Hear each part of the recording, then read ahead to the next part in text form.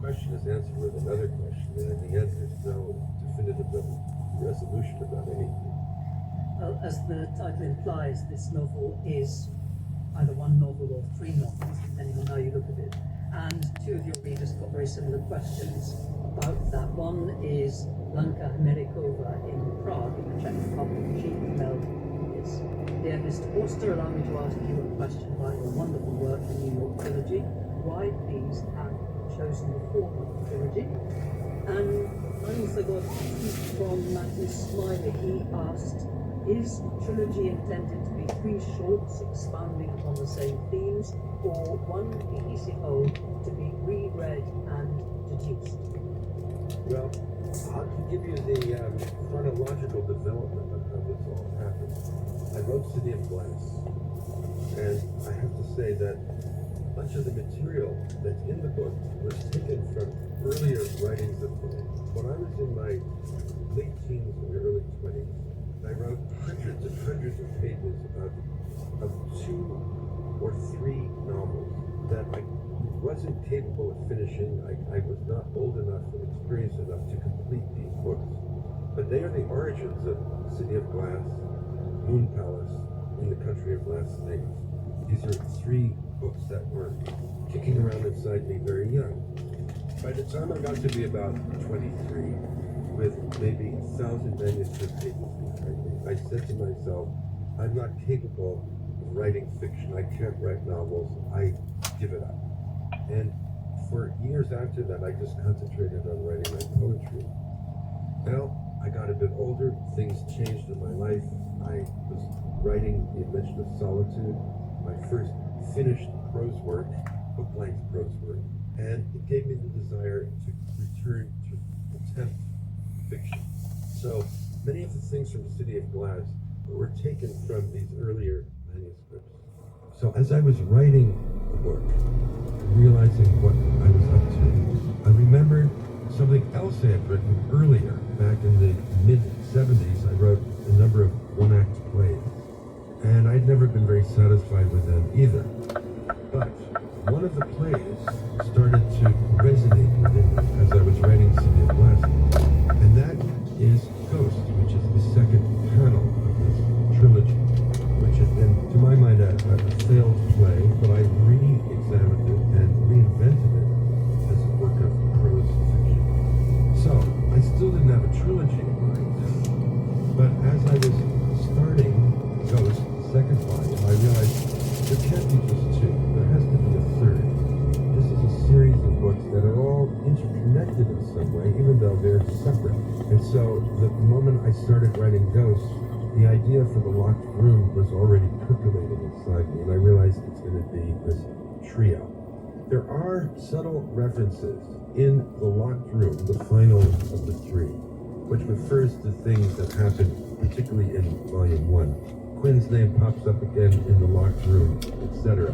There's certain thematic overlaps. For example, baseball appears in all 3 novels in one form or another. I just assumed that was because you were American.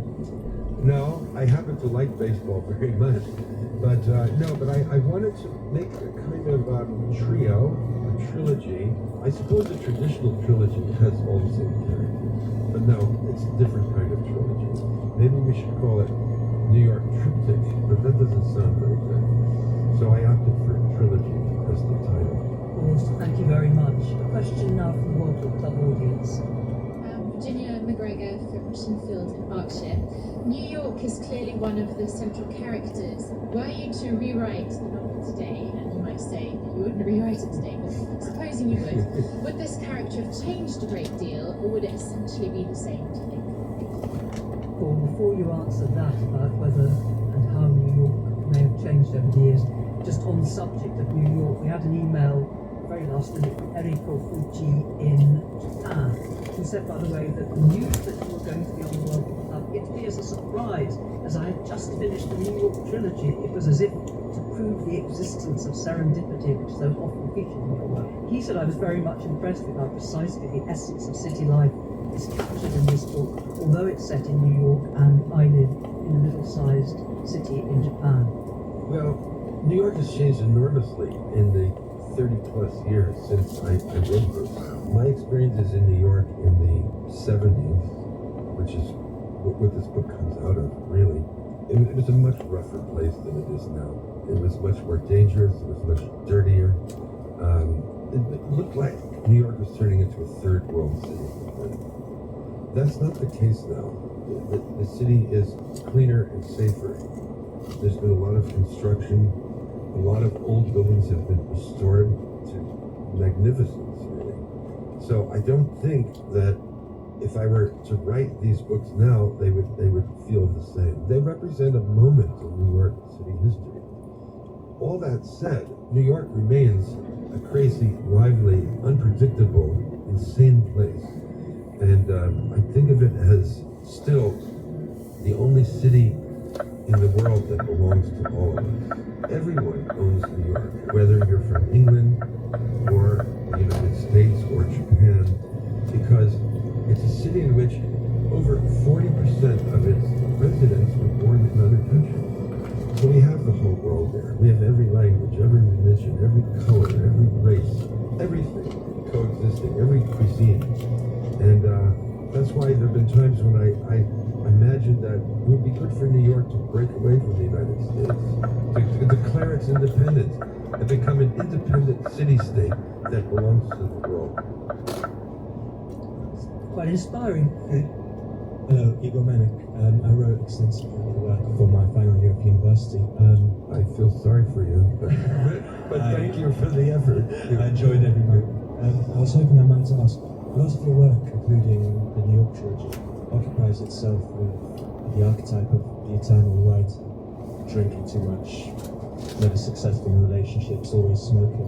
But may I ask, what is it about this man that you find such an inherent topic? And as well, what is it about notebooks specifically that draws these men in? Because the New York trilogy has red notebooks, if I remember rightly, that recur through it like a theme.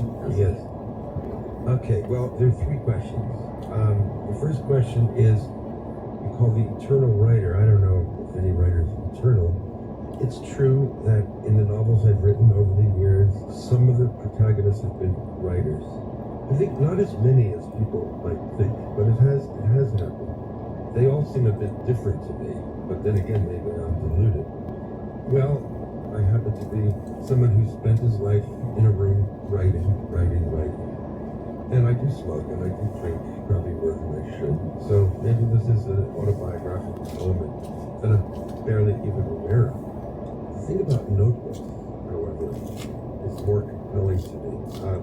I've always written by hand. I've never been able to compose on a keyboard, whether a typewriter or a computer. There's something about the tactility of a pen or a pencil in the hand, pressing against the paper, that seems for me to generate the words. Whereas with my fingers poised on the keys of the typewriter computer, I don't feel as free. I can't find the words as readily.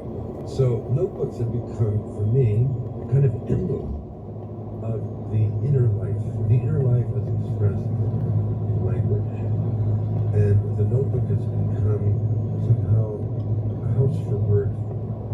It's the dwelling in which finally I spent most of my time. What is the ultimate significance of this? If you ask the meaning, I have no idea. But these are just things that I find very compelling, I'm drawn to, and I keep going back to them because I can't think about it in any other way. Paul doesn't know the meaning of the notebooks ultimately. Did you hazard a guess in your scholarly writings on it? As a matter of fact, I did write in the subject. As a writer, as you mentioned, you often start with a sentence or something that is ultimately so compelling. And such, I imagine, especially for someone who I know writes by hand, it's almost like an addictive quality of a notebook. When there's a work that's in progress, it must be something that is almost, addictive, almost drug-like. Yeah, okay, I agree with you. I don't know if we've explained the meaning of it, but it's true that I have rather obsessive habits about it because there are notebooks and there are notebooks. And the ones that I like to use all have quadruple lines, the little squares like graph paper. That's what I write on. But whenever I travel, I look for good notebooks in this country, so I wake up thinking about this book.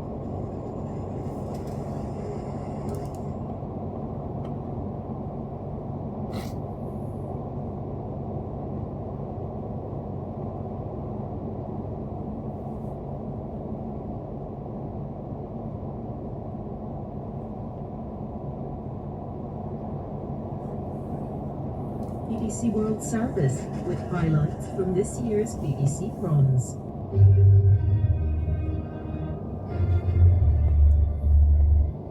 Beethoven's Fifth Symphony has been reused and remixed for film and popular music, sent into interstellar space and immortalized in wartime BBC broadcasts. But can that familiarity sometimes overshadow the groundbreaking nature and emotional power of the work?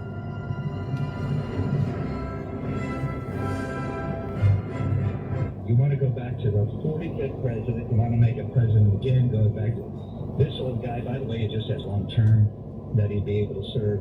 And we're going to rehash all the old stuff. Now let's move on. And she's sort of a personification of that, not just her youth, but as you're pointing out, being a woman of color and being female. She has some pros working on her staff now, campaign manager or a high-level campaign staffers who are from the Obama campaign, not from the Biden campaign. So she's being very well counseled, which may be one of the reasons why we haven't heard all that much from her. Kamala Harris isn't great in these cluster interviews where she just stands beside Air Force One and starts talking a gaggle of reporters. She doesn't do great in those events, unscripted, and everything pretty much has been scripted so far since Joe Biden's left the ticket. Well, that's interesting. So, do you think if this debate actually happens, will she really be running rings around Donald Trump as people have been suggesting, or might she flounder a bit? Well, she has the background of a prosecutor, and a lot of Democrats remember when she was a member of the United States Senate and she was grilling nominees for the U.S. Supreme Court and judgeships, and she had this prosecutorial zeal, asking tough questions, and that's who they expect to be at the debate stage. But I'll tell you, people have to remember, she ran for president once before, and that was in 2020. And her campaign flamed out before a vote was cast. And the reason for that, first of all, she ran out of money because she couldn't get people to donate to her campaign because they essentially saw it as a losing cause. But because she didn't have a message. And so everybody's expecting that she needs to she needs to listen to some far smarter people when it comes to navigating a major political campaign like this. Apparently she is. But debates are an interesting animal, as Joe Biden will attest. You never know what's going to happen. And she has had a lot of campaigns in her past, but they were in California, which is a very blue state. She's never had to really run against a Republican before. And in fact, I don't know, the last time she ran against a Republican was her first race for state attorney general. And so she's, you never know. And she does have a tendency to offer word salads, that is, say a lot, utter a lot of words and not say a lot in terms of, meaning. But we shall see. She's far better than what they had, that's for sure. And I think there's a lot of people who believe that she would do well in the debate, but, we'll see. And what's your best guess then? Do you think there actually will be another debate? I believe there will be, but I doubt it's going to be on Fox. I doubt it's going to be on MSNBC, may not be on ABC, and I think CBS or NBC or PBS will come together and offer a separate date and see if they can't get votes. I think there's got to be at least one debate before the election. Well, let's hope so. It should be interesting. Conan, thank you very much. Conan Nolan there, political correspondent for NBC in Los Angeles. More coming up, more calls, more comments. Right now, though, let's get the headlines with Tim Daly. The government says the people behind Saturday's violent disorder in towns and cities will pay the price. The warnings come from the Home Secretary, Yvette Cooper, after a string of demonstrations connected to the killings in Southport on Monday. The Foreign Secretary is urging UK citizens in Lebanon to leave immediately. David Lammy says the situation could deteriorate rapidly after the assassination of a Hamas leader in Iran. And more than 40% of parents say their biggest concern for their children's future is still the cost of living. The number's risen compared with last year's, and mental health is the second biggest worry. LBC weather, a cloudy day for most parts of the UK on Sunday, but sunny spells in the southeast. Heavy rain as well for the northwest at times, with a high of 23 degrees. This is LBC.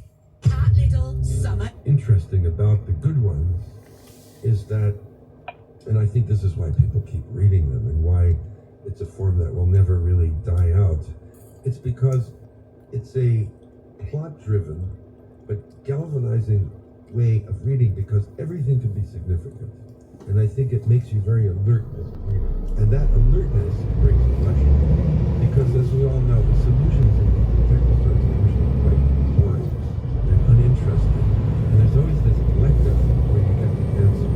Because it's, it has to be one thing and not all things. But when you have all things in your mind as a potential answer, that's when you feel most alive. So I think that's the strength of the genre and also the weakness of the genre. Because the fact is that you read these books and it's very difficult to remember them. And I know that I have sometimes read the same book twice, and I'm 150 pages in before I realize that, my goodness, I read this 5 years ago, and I'm reading it again, and I forgot every single word. Very economical, mind you. Yeah. That's right. You buy one book and you just keep reading it forever. Yeah. An email now from Catherine Bardrick. She's a regular listener to the BBC World Book Club, and she only ever says, in terms of where she lives, that she lives on the French Riviera, says this: to what extent is your trilogy a playful deconstruction of conventional detective history? And to what extent is it a serious investigation into the nature of identity and reality? And she says, incidentally, I left my copy of Your by mistake in the rather elegant waiting room at Sacramento railway station. I often wondered who could pick up and whether they read it and enjoyed it as much as I did. And this could come out of my mouth. Anyway, to what extent are you playing games in this book? To what extent seriously investigating the nature of identity? I don't really think I'm playing games at all. As I said earlier, I'm referring to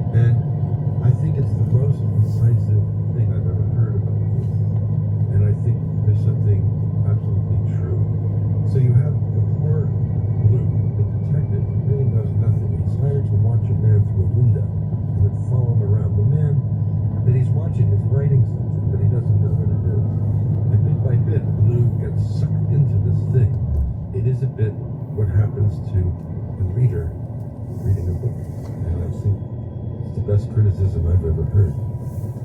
Thank you very much. And for the question now very much from your part of the world, it's from Brooklyn, New York.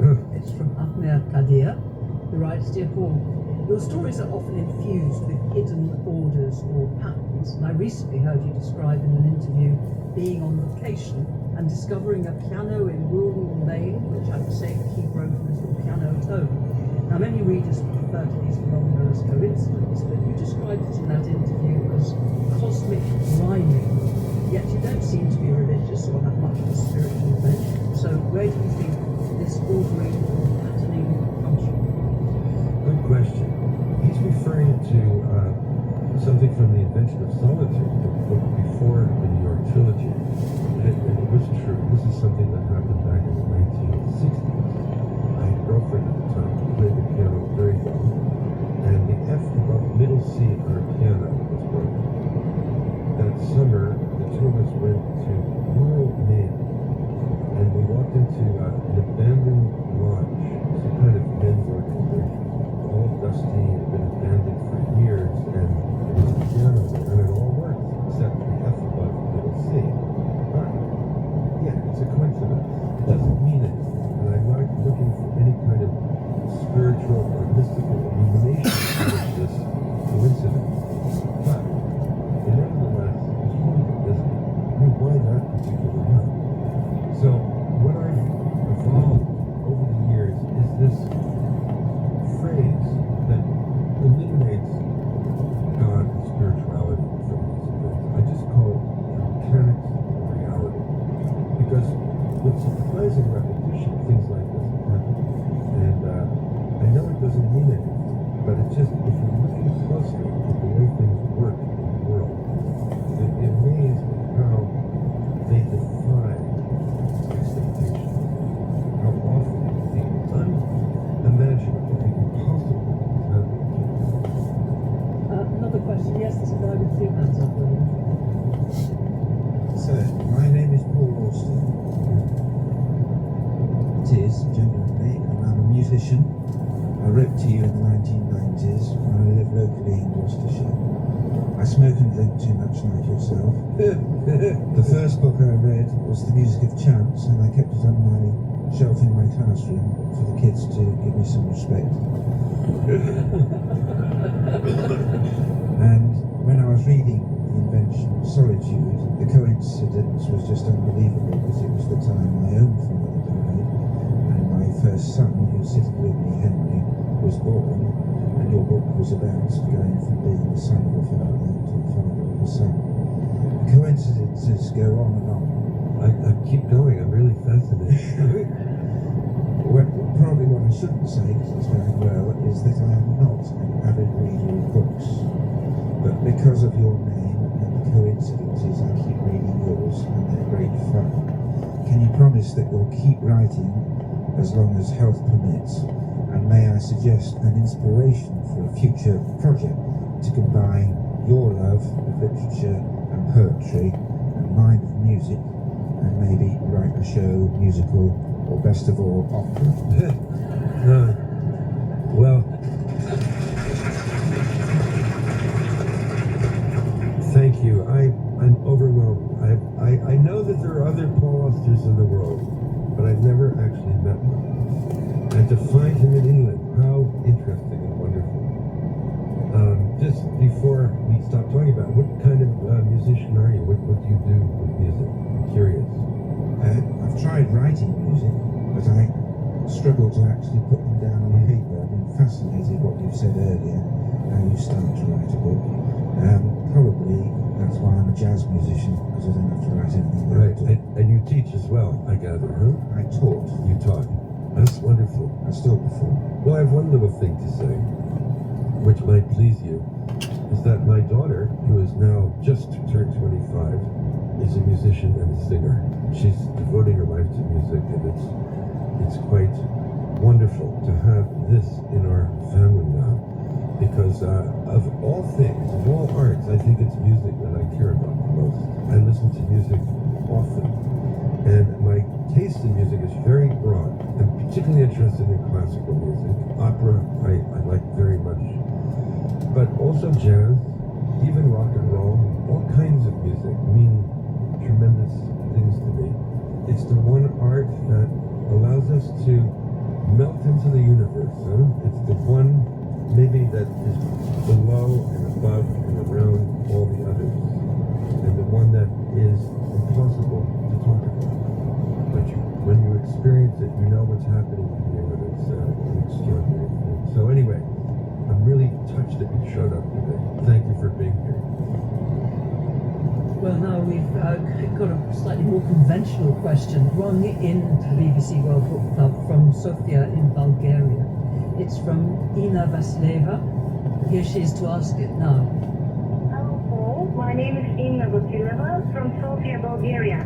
In the New York trilogy, you write about the connection between a writer and a character. Can writing fiction be a two-way process? Have any of your characters changed you as a person in the process of writing? Greetings from Bulgaria. Wow, Bulgaria. How do you like that? I like it a lot. Yeah. So, has the creation of a character actually changed you as you have been creating the character? Not really, no. I mean, I know that I'm a bit odd, but I'm not completely crazy. Remember that old Ronald Colman movie of the actor who takes over the part and he thinks he is the character? No, I've never gone that far. But I will say that the characters in my novels, the ones that I've lived with, often for many years, feel real to me. And they feel as real to me as the people I know, the people sitting in this room. They're just as real. So real that in one of my later novels, Travels in the Scriptorium, I do explore this relationship between writer and characters. Because the strange thing is that these imaginary beings created out of the minds of authors outlive the authors. The imaginary trumps the real. And this is so interesting to me, so that I'll die in X number of years, and if my books are any good, if they do live on for a little bit, those characters are going to be living, and I'm not. And I find this a fascinating idea.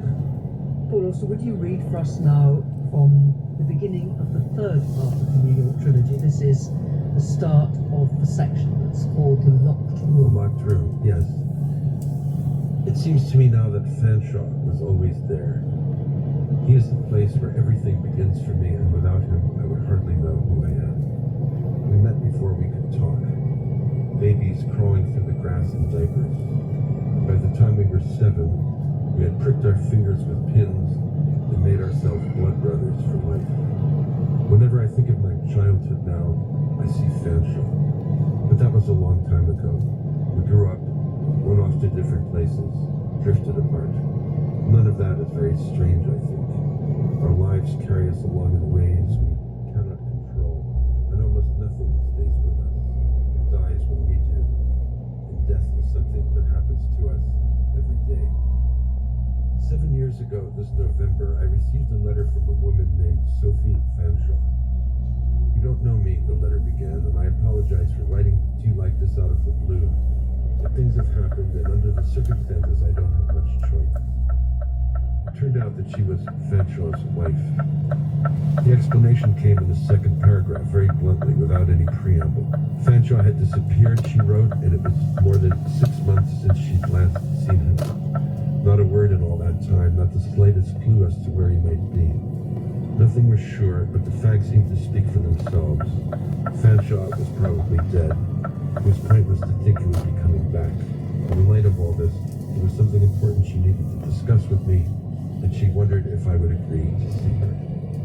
Mr. Thank you. We have a question which relates to that part of the trilogy. It's from Josef Sverker, who is a Swede living in New Delhi in India. And he writes that in the New York trilogy I sense a theme of alienation, or actually of the observer of society being alienated and even pushed out of society. Take the protagonist in The Locked Room, for example.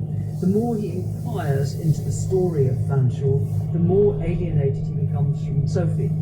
Is it the case that the more one looks at the human condition, the more alienated one will be from humanity? No, I don't think so at all. He might be right in the case of this book, but as a general statement, no. I think the more we study humanity, the more closely bound to it we feel. And yet all three central characters in the three parts of this novel are studying somebody they've either been paid to watch, or somebody they are following because they want to protect somebody else, or somebody, an old friend, they're trying to find out, trying to track them down, and so on. And as a result of that, they do begin to loosen their ties with the rest of the world, more or less disastrously. Yes, more or less disastrously, except in the case of the third protagonist who never is given a name, the man who marries Sophie after Fanshawe disappears. He almost loses his mind, and he almost loses Sophie, and he goes through a kind of hell. But in the end, he pulls himself back. It doesn't end tragically. I mean, he's not destroyed by this, but nearly. It's the question of someone finally being able to break a bond that is a sick bond, that is hurting him, not